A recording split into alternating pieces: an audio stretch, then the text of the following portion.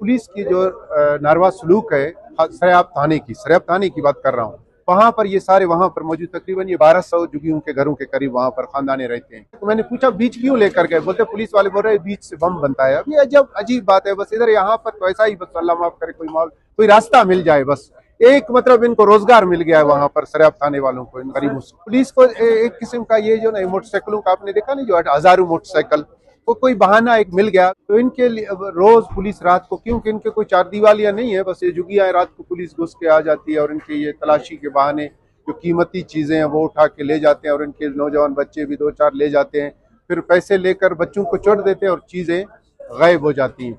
मैंने ये सीएम साहब से भी रिक्वेस्ट की थी, मैंने पहले भी इसके लिए मैंने कोशिश की है हुकूमती सतह पर, मगर अभी तक उनके वो चीज़ें आज तक वापस नहीं हुए। ये हमारे इलाके के जो अक़लियती बिरादरी से ताल्लुक़ लगते हैं, इनको कहा जाता है बागड़ी।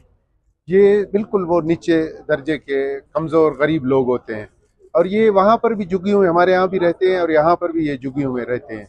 ये सर्दियाँ वहाँ पर गुजारते हैं, वहाँ खरबूजे तरबूजे और सब्जियों के काश्त करते हैं। यहाँ आते हैं, खिलौना बेचते हैं और पुराने लोग खरीदते हैं, टीन खरीदते हैं, पुराने चीज़ें जो वो खरीद कर फिर बेचते हैं। के दर्द और उनके तकलीफ के बारे में पूछा कि हमारी हुकूमत इसके खिलाफ एक्शन लेगी और इंशाल्लाह ये इस तरह के जो लोगों के साथ सलूक रवा रखा गया इसको खत्म हो जाएगी।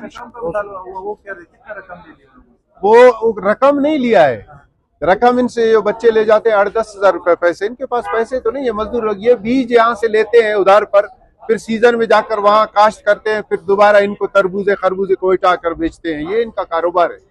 ये बीज थे तकरीबन 19 लाख रुपए के। वो बीज को भी नहीं छोड़ते पुलिस वाले। हाँ बीज लेकर गए ना, बीज के लिए तो रो रहे हैं भाई।